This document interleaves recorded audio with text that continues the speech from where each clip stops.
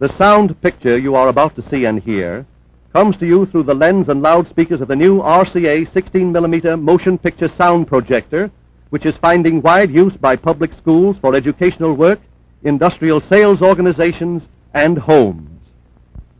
This RCA projector and its sound equipment were developed by the same engineers responsible for the marvelous lifelike sound in the world's largest theater, the Music Hall.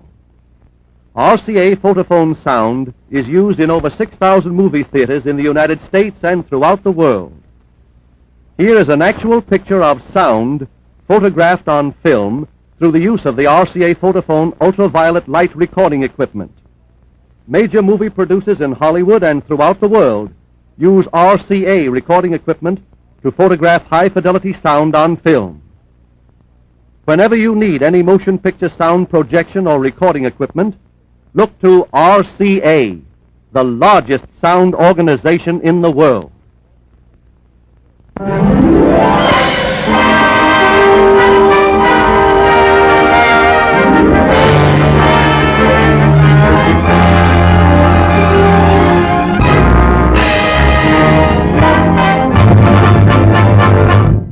After 10 years of experiment, television, first shown to the public at the World's Fair, now takes its place as a new American art and industry. With the inauguration of regular television broadcast from NBC, one of the RCA services, set owners in metropolitan New York enjoy the novel experience of receiving pictures through the air.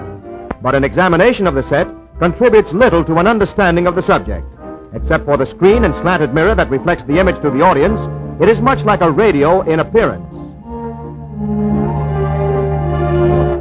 But in the RCA Victor laboratories, where television equipment has been developed, we get a better view of the tubes that have added two new words to our vocabularies: the iconoscope for the camera and the kinescope for the receiver. The iconoscope is mounted behind the lens in this crude laboratory camera.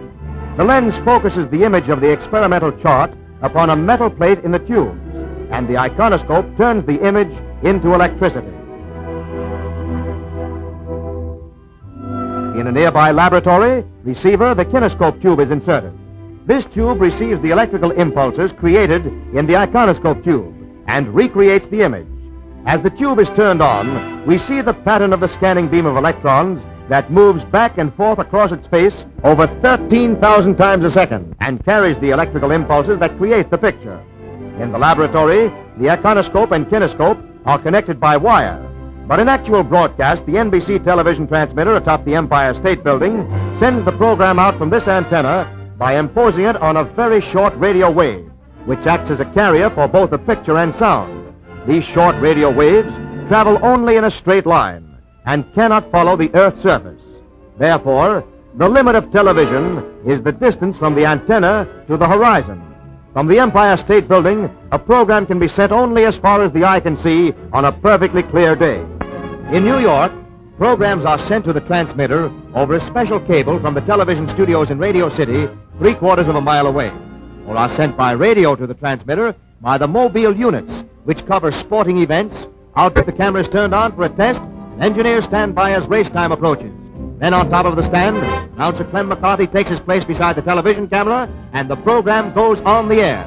Judge Hasten on the extreme outside keeps stepping out of his stall, delaying the start as the 12 thoroughbreds line up at the gate. Now they're all in there and behaving nicely. Look out, they're off. Interpreter number 2 breaks in front, and as the field races past the stands, it's Interpreter on top with Sunfax in second place. The field is closely bunched as they rush to the first turn, but they've a long way to go. It's still anybody's race. Down the back stretch, Sunfax is dropping back, and as they turn into the home stretch, Albert D leads by 2 lengths with Mondu at second ahead of a closely bunched field. Down the stretch, Albert D turns on more speed, increases his lead. He's too fast for Monduit, and Albert D by 4 lengths is the winner.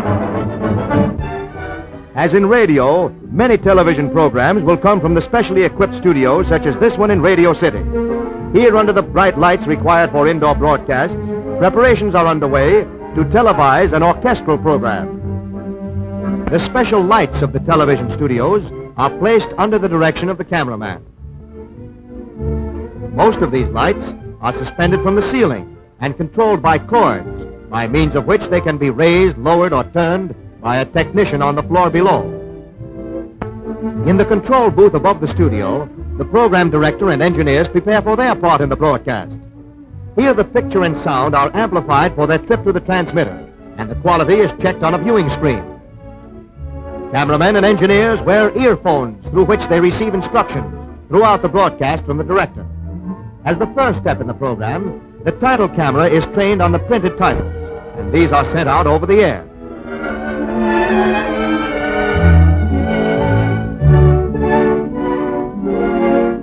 Then, at a signal from the director, the television broadcast gets underway.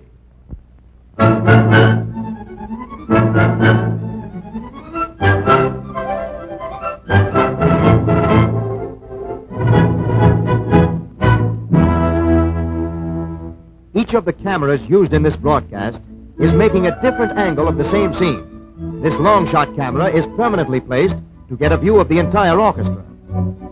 A second camera on a wheeled truck is used to make close-ups of the orchestra and its individual members, and this is rolled around the studio during the broadcast. On the screen in the control room, we see a scene made by the close-up camera. After this has run for a few seconds, the control engineer switches over to the other camera, and the scene changes to a long shot of the entire orchestra. The director manipulates the cameras to keep the scene changing and to avoid monotony, instructing the cameramen and engineers by telephone as the program progresses. All right, switch to one.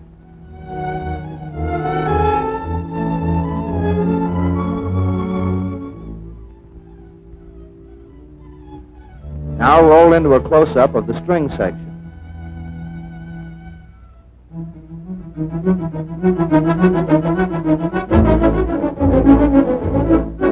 Now pan across the orchestra from the brass to the strings.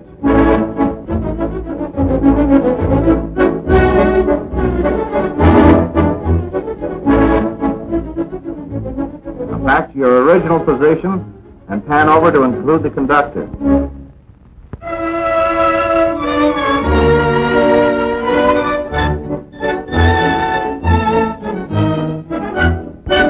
And so a new American industry has been born. Television is taking its place as another important and vital contribution to our daily lives. It is a modern miracle, a new public service produced by combining RCA laboratory science with manufacturing skill. The research problem of yesterday is the radio marvel of today. Another milestone of progress has been passed, and science has made a reality of the age-old dream of pictures from the sky.